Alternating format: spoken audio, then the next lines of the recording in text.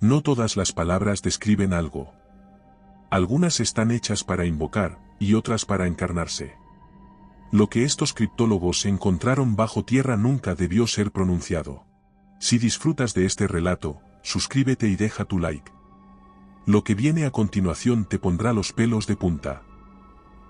Me llamo Matteo Ravelli y durante años me he dedicado a estudiar sistemas de escritura extintos. Formo parte de un grupo reducido llamado Unidad Heródoto, que somos llamados cuando aparece un fragmento, un muro, un símbolo o una frase que no pertenece a ningún árbol lingüístico conocido. Fuimos llamados tras una excavación en el macizo de Tubkal, en el corazón de la cordillera del Atlas, Marruecos. Un equipo de montaña local había descubierto un complejo de túneles tallados directamente en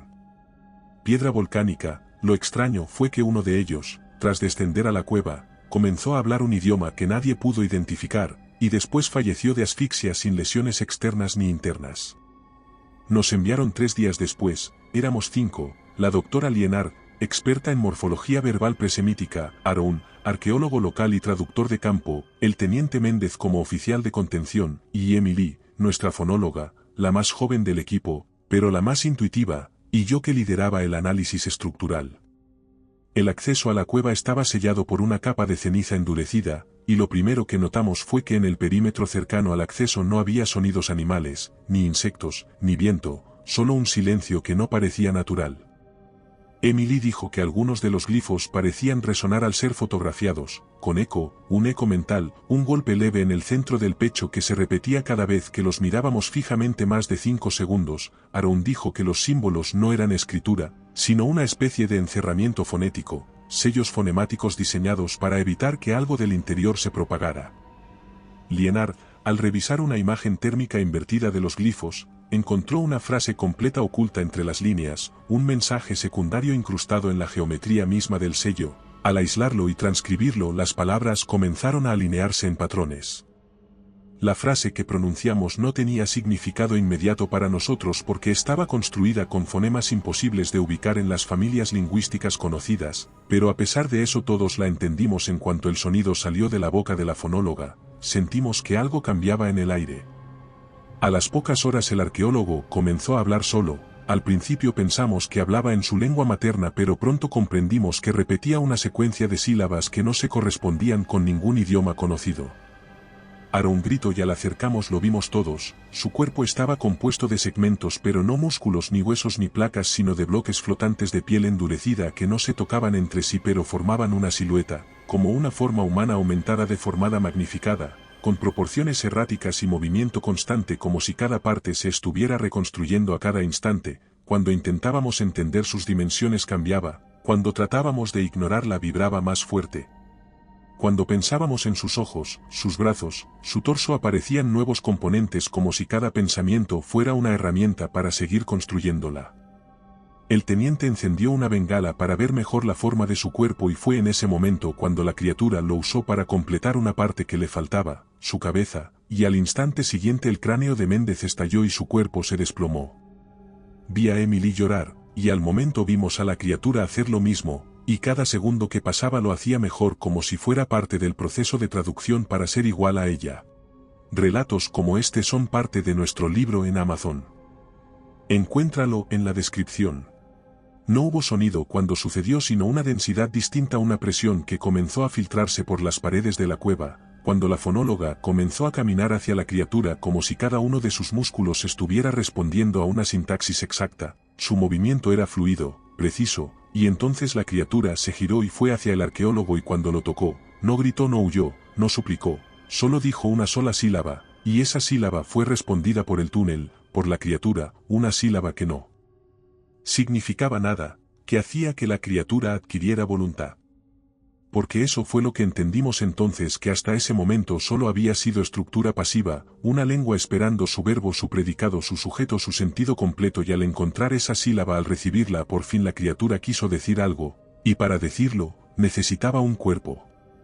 Fue en el cuerpo de Aaron donde empezó a escribirse a través de la arquitectura de su esqueleto, como si el lenguaje que la criatura necesitaba no pudiera expresarse en papel, ni aire, ni voz, sino únicamente tallado en sustancia, y por eso cuando el arqueólogo se Inclinó hacia adelante sin emitir ningún sonido con los brazos caídos y los ojos abiertos sin parpadear. No supimos si estaba vivo o si ya había sido asumido. Lienard intentó acercarse, quiso intervenir, quiso sacarlo de esa postura con el cuerpo encorvado y los músculos tensos, pero fue en el momento exacto en que lo tocó que su piel reaccionó no como materia viva, sino como texto, un reflejo semántico, una orden contenida que se activó con el contacto porque era sintaxis, una estructura de una lengua que no debería existir en la carne, pero que ahora había encontrado superficie y la doctora cayó hacia atrás con una expresión de absoluta confusión. En el rostro como si al tocarlo hubiese leído algo demasiado complejo, como si su sistema nervioso no pudiera manejar la cantidad de significados simultáneos que esa piel proyectaba. Y Aaron entonces se levantó pero no caminó, no se movió con su voluntad, ni siquiera con control aparente, fue más bien como si fuera guiado por la gramática de la criatura, como si fuera una palabra al final de una oración que no puede ir en otro lugar, una unidad sintáctica que solo tiene sentido si aparece justo ahí y justo entonces, y con el brazo extendido caminó en línea recta hacia la criatura y la criatura lo aceptó, lo incorporó como si su cuerpo humano ahora fuera el eje de una oración biológica, como si sus huesos fueran el verbo central, y al hacerlo la criatura creció no de tamaño sino de sentido, de densidad, de intención, porque ya no era solamente lenguaje esperando interpretación, ahora era frase, era párrafo, era discurso. Sabía que era cuestión de tiempo que la criatura girara su atención hacia mí, porque podía sentir como el aire comenzaba a curvarse levemente a mi alrededor como si estuviera siendo enmarcado, como si mi cuerpo empezara a adquirir la forma de una palabra que no ha sido dicha, pero que ya está definida en estructura, en función, en posición dentro de un discurso mayor que no puedo leer pero del cual formo parte, y lo más insoportable no era el miedo ni el dolor, sino la certeza de que lo que la criatura estaba buscando no era devorarme ni romperme sino decirme con exactitud, con ritmo, con orden, con sintaxis, con un propósito que no necesito entender, porque no depende de mi comprensión para cumplirse, sino de mi disposición involuntaria a existir como símbolo. Emily seguía temblando con la cabeza apoyada contra la roca y murmurando frases que no salían por su boca sino por su garganta abierta, como si ya no respirara aire sino fonemas, como si su sistema respiratorio se hubiera convertido en un instrumento de entonación sin idioma, pero con intención, y la doctora no hablaba, no se movía, no lloraba, solo me miraba con los ojos muy abiertos como si supiera que yo era el siguiente y quisiera grabarse mi rostro, porque cuando todo se convierta en forma, cuando el lenguaje se haya pronunciado completamente, ya no quedará nada de lo que fui, solo el eco de una función cumplida dentro de una oración imposible. Este vídeo es posible gracias a nuestros miembros. Gracias por hacer esto posible. Al mirar hacia la criatura vi que su cuerpo ahora tenía fragmentos reconocibles, no humanos pero sí análogos, con secciones que se curvaban como si fueran costillas gigantes, y otras que latían levemente como si algo dentro de su núcleo estuviera repitiendo una secuencia, y supe que cada parte de ese cuerpo expandido correspondía a uno de nosotros, a uno de los que ya había sido pronunciado, porque no éramos solo víctimas, éramos fonemas, éramos las consonantes y las vocales que le permitían ser más preciso, ser más extenso, ser más real, y entonces me sentí temblar, no porque algo me tocara, no porque algo me invadiera, sino porque yo mismo empecé a recordar lo que aún no había vivido, vi imágenes que no me pertenecían, vi mi propio cuerpo caminando hacia ella, vi mis huesos dibujados con líneas incandescentes, vi mi columna vertebral fracturada en sílabas, y al final de esa visión vi mi nombre convertido en verbo, y supe que no podía evitarlo, que no había oración sin verbo, que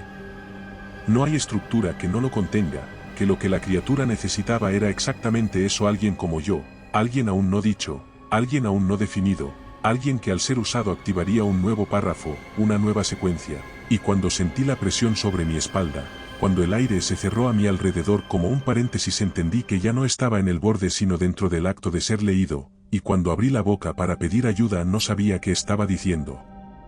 No sé en qué momento dejé de ser un observador para convertirme en una herramienta, ni en qué segundo exacto mi voz dejó de obedecerme, porque lo que salió de mi boca no era grito, ni palabra, ni sonido articulado, sino una estructura compuesta de presión, de calor, de dirección, como si la criatura hubiera introducido dentro de mí un verbo sin vocales, uno que necesitaba mis pulmones para tomar cuerpo, mis cuerdas vocales para adquirir borde y mi conciencia para ser comprendido, y eso fue lo que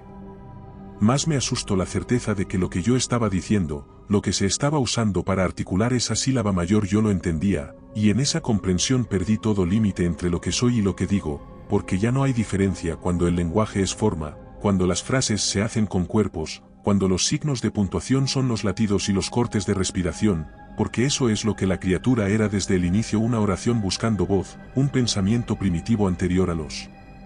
siglos que necesitaba ser dicho para existir de verdad, y necesitaba cuerpos vivos, porque el papel no late, la piedra no tiembla, el aire no recuerda, pero la carne sí, la carne contiene errores, vacilaciones, contradicciones, pausas y todas esas impurezas hacen que el lenguaje sea real, que sea vivo, que se equivoque, y por tanto que pueda crecer, y eso era lo que la criatura absorbía, no solo forma, sino duda, incorporaba nuestras imperfecciones para volverse más precisa, y cuando comenzó a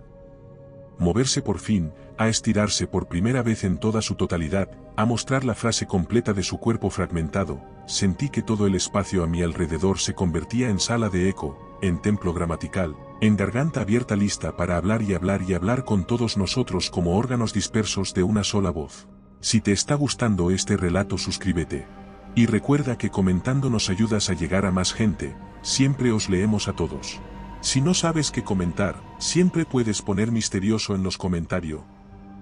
Cuando finalmente habló lo hizo con el tono de todos a los que había tocado, una mezcla imposible de registros, de texturas, de entonaciones, un idioma que no podía pronunciarse y que aún así fue dicho, y cuando esa palabra sonó supimos que lo que había sido activado no era una criatura, sino una lectura inversa del mundo, una forma de interpretación tan exacta, tan perfecta que al decirse a sí misma volvía inútil todo lo demás, todo lo no dicho, todo lo que no podía entrar en ella, y en ese momento entendí que lo peor no era perder la vida, ni perder el cuerpo, ni ser usado, sino quedar fuera del lenguaje. No hubo estallido, ni ascenso, ni final visible, solo una curva que se cerró, un espacio que se dobló, una sensación de estructura cumplida como si el entorno hubiera contenido la respiración durante siglos y por fin pudiera soltarla sin esfuerzo, solo con la suavidad de lo inevitable, porque eso fue lo que sentí al abrir los ojos, al despertar en el mismo sitio donde todo empezó, pero sin el mismo cuerpo, sin el mismo lenguaje, sin las mismas palabras dentro de la cabeza, porque algo había cambiado no en lo visible, sino en lo profundo, en la forma en que el pensamiento se articulaba. Si te ha gustado este relato, aquí tienes otro que te pondrá los pelos de punta. Si buscas historias más intensas, en nuestro canal de relatos largos te esperan narraciones de más de una hora. Y si quieres llevar el terror contigo, nuestro libro en Amazon tiene historias exclusivas. Buenas noches, desde Terreno Misterioso.